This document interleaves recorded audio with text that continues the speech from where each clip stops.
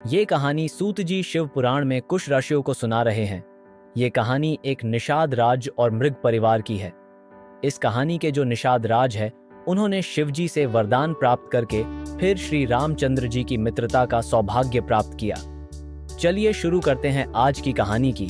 कैसे अनजाने में शिवरात्रि का व्रत करने से निषाद राज और मृग परिवार को मुक्ति का मार्ग प्राप्त हुआ।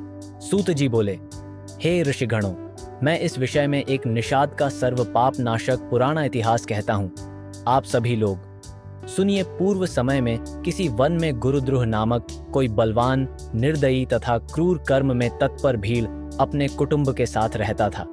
वह सदैव वन में जाकर प्रतिदिन पशुओं का वध करता था और वहीं वन में निवास करते हुए अनेक प्रकार की चोरी किया करता था। उसने बाल्यावस्था से लेकर कभी कोई शुभ कर्म नहीं किया। इस प्रकार वन में उस दुष्टात्मा का बहुत समय बीत गया। किसी समय शिवरात्रि का उत्तम दिन आया, परंतु विशाल वन में निवास करने वाले उस दुष्टात्मा को इसका कुछ भी ज्ञान न था। एक समय की बात है, भूख से पीड़ित उसके माता पिता तथा स्त्री ने उससे कहा, हे वनेचर, हमें भोजन दो। ऐसा कहने पर वह भील भी धनुष लेकर शीघ्र ही मृगों को मारने के लिए सारे वन में घूमने लगा। दैव योग से उस समय उसे कुछ भी न मिला। तब तक सूर्यास्त हो गया। इससे वह बहुत दुखी हुआ। अब क्या करूं? कहां जाऊं? आज मुझे कुछ भी नहीं मिला। घर में जो बालक हैं, उनको तथा माता पिता की क्या दशा होगी, और जो मेरी स्त्री है उसका क्या हाल होगा। अतः मुझे कुछ लेकर ही जाना चाहिए। बिना भोजन लिए घर जाना व्यर्थ होगा। ऐसा विचार कर वह व्याध किसी जलाशय के समीप गया और जहां जल के पास घाट था, वहां जाकर बैठ गया। इस स्थान पर जल पीने के लिए कोई जंतु अवश्य ही आएगा। तब उसे मारकर मैं अपना कार्य सिद्ध करके आनंद पूर्वक अपने घर चला जाऊंगा। इस प्रकार का विचार कर वह भील जल लेकर पास ही स्थित किसी बिल्व वृक्ष पर चढ़कर बैठ गया। कब कोई जीव आए और कब मैं उसे मारूं, ऐसा मन में विचार करता हुआ वह भूखा प्यासा व्याध वहां बैठा रहा। उस रात के प्रथम प्रहर में प्यास से व्याकुल एक हिरणी चकित हो वहां आई। तब उसे देखकर उसने प्रसन्न हो उसे मारने के लिए शीघ्र ही अपने धनुष पर बाण चढ़ाया। उसके ऐसा करते ही जल तथा कुछ बिल्व पत्र नीचे गिर पड़े। वहां पर एक शिवलिंग था। इस प्रकार प्रथम प्रहर की शिव पूजा व्याध के द्वारा संपन्न हो गई, जिसकी महिमा से उसके पाप नष्ट हो गए।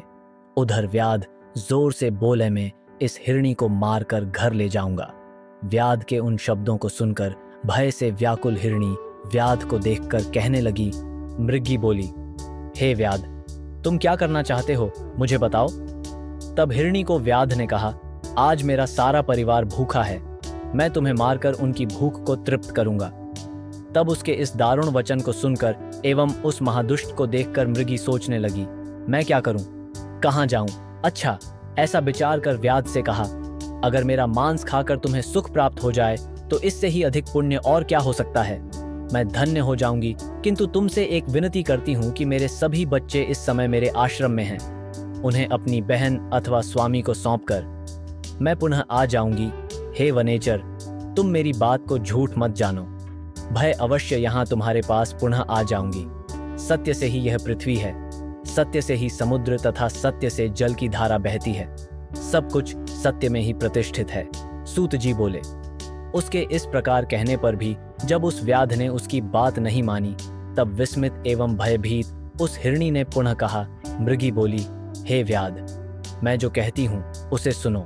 मैं शपथ लेकर कहती हूँ कि यदि मैं जाकर तुम्हारे पास न लौटूं तो वेद विक्रयी एवं त्रिकाल संध्या उपासना न करने पर जो ब्राह्मण को तथा अपने स्वामी की आज्ञा का उल्लंघन करके कर्म में तत्पर रहने वाली स्त्रियों को जो पाप लगता है, धर्म का उल्लंघन करने वाले को जो पाप लगता है, विश्वासघाती एवं छल करने वाले को जो पाप लगता है, वह सब पाप मुझे लगे यदि मैं तुम्हारे पास पुण्य न लौटूं। तो इस प्रकार अनेक शपथ लेकर जब वह हरिणी वहीं खड़ी रही, तब उस भील ने विश्वास करके घर जाओ ऐसा कह दिया।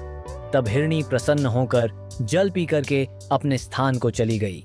तब तक उसका प्रथम प्रहर बिना निद्रा के बीत गया। इसी बीच उसकी बहन जो दूसरी हिरणी थी, वह उत्कंठापूर्वक उसे खोजती हुई जल पीने के लिए वहां आ गई। उसे देखकर भील ने बाण को पुनः खींचा, जिससे पहले के समान ही जल तथा बिल्व पत्र शिवजी के ऊपर गिर पड़े। उसके कारण संयोगवश महात्मा सदाशिव की दूसरे प्रहर की भी पूजा हो गई, जो व्याध के लिए सुखप्रद थी। उस हिरणी ने उसकी ओर देखकर कहा, हे वनेचर, यह क्या कर रहे हो? उसने पहले की भांति अपना प्रयोजन कहा। यह सुनकर उस मृगी ने पुनः कहा। मृगी बोली, हे व्याध, सुनो, मैं धन्य हूं। आज मेरा देह धारण करना सफल हुआ, क्योंकि इस अनित्य शरीर से उपकार होगा, परंतु मेरे बच्चे घर पर हैं। उन्हें मैं अपने स्वामी को सौंपकर पुनः यहाँ आ जाऊंगी। व्याध बोला, मैं तुम्हारी बात नहीं मानता, तुम्हें अवश्य मारूंगा।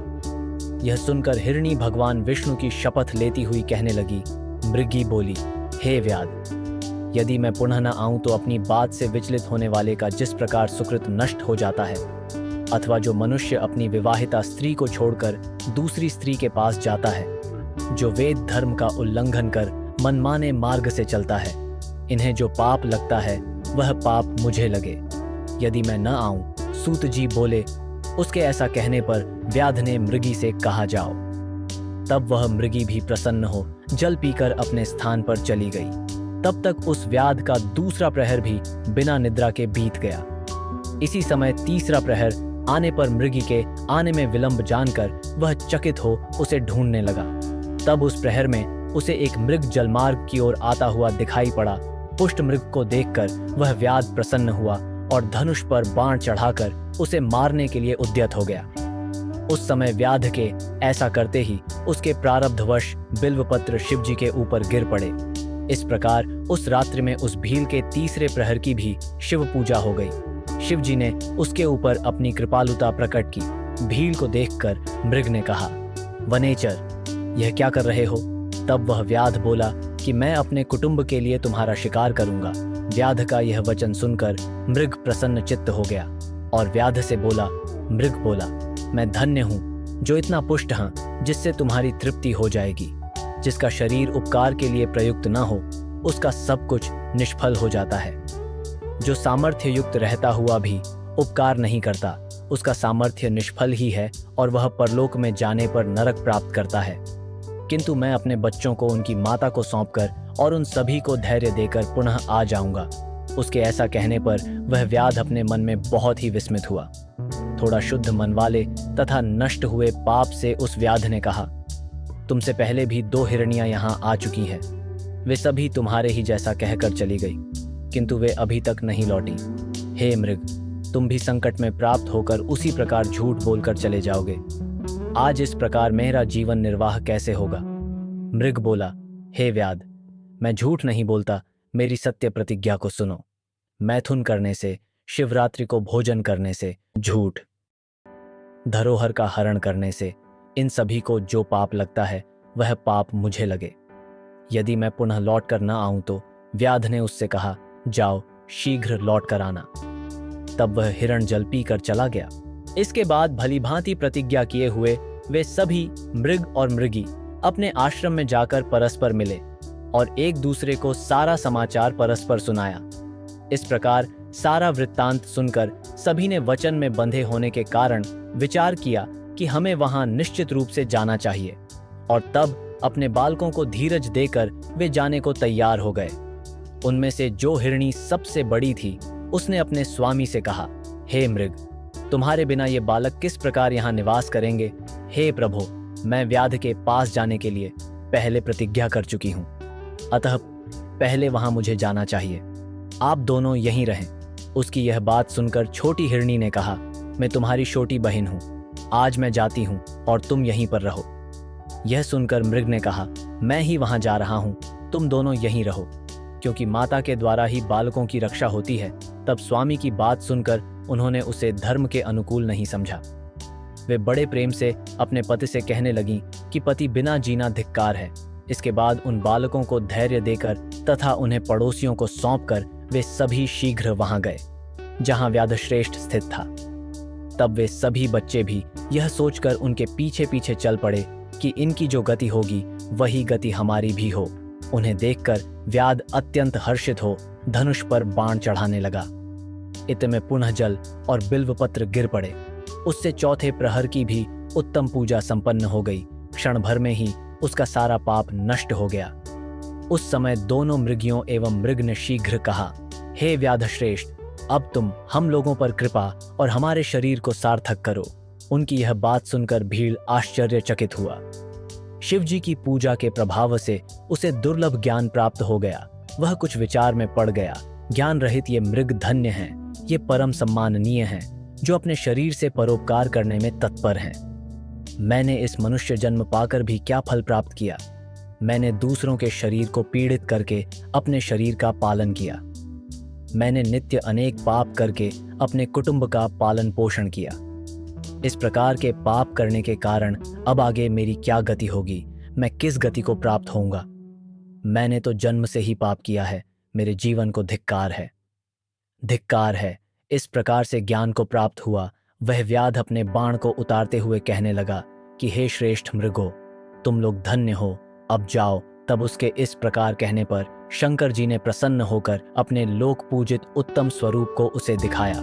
इसके बाद कृपा पूर्वक उस व्याध को स्पर्श कर शिव जी ने प्रसन्नता पूर्वक कहा, हे भील, मैं तुम्हारे इस व्रत से प्रसन्न हूँ, वर मांगो। व्याध भी शिव जी के स्वरूप को देखकर क्षण मात्र में मंत्रमुग्ध हो कहने लगा, मैंने आज सब कुछ पा लिया। ऐसा कहता हुआ शिव के चरणों के आगे गिर पड़ा।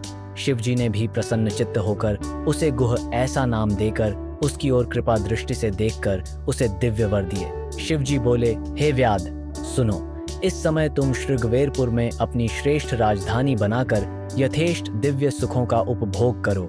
वहां अक्षय रूप से तुम्हारे वंश की वृद्धि होगी। हे व्याध, तुम देवताओं के लिए भी प्रशंसनीय रहोगे। तुम्हारे घर साक्षात श्री रामचंद्र जी निश्चित रूप से पधारेंगे। मेरे भक्तों से प्रेम करने वाले वे तुमसे मित्रता करेंगे और मेरी सेवा में आसक्त चित्त वाले तुम दुर्लभ मोक्ष को प्राप्त कर लोगे। सूत जी बोले। इसी बीच वे सभी मृग भी शिव जी का दर्शन कर उन्हें प्रणाम करके मृगयोनि से मुक्त हो गए। वे शिव के दर्शन मात्र से शाप मुक्त हो गए और दिव्य देह धारण करके विमान पर आरूढ़ होकर स्वर्गलोक चले गए। तभी से शिव जी अर्बुदाचल पर्वत पर व्याधेश्वर नाम से प्रसिद्ध हुए, जो दर्शन तथा पूजन से शीघ्र मोक्ष प्रदान करने वाले हैं। हे ब्राह्मण श्रेष्ठ हो, उस भील ने भी उस दिन से सुखों का उपभोग करने के उपरांत श्री राम की भी कृपा प्राप्त कर ली। अज्ञानवश इस व्रत को करके उसने मुक्ति को प्राप्त किया। मैंने समस्त शास्त्रों तथा अनेक धर्मों का चिंतन करके इस शिवरात्रि व्रत को सर्वोत्कृष्ट कहा है। अनेक प्रकार के व्रत, अनेक प्रकार के तीर्थ, अद्भुत दान, विविध यज्ञ, नाना प्रकार के तप एवं अनेक प्रकार के जप भी इस शिवरात्रि की तुलना नहीं कर सकते। इसलिए अपना हित चाहने वालों को अत्यंत शुभ, दिव्य भोग एवं मोक्ष देने वाले इस शिवरात्रि व्रत को सदा करना चाहिए। तो कैसी लगी आपको हमारी आज की निषाद राज और मृग परिवार की कहानी? हमें कमेंट करके बताना और लाइक, शेयर, सब्सक्राइब करना मत भूलना और नोटिफिकेशन बेल आइकॉन ऑन करना भी मत भूलना, ताकि आपको हमारी वीडियोस का नोटिफिकेशन मिलता रहे। हर हर महादेव।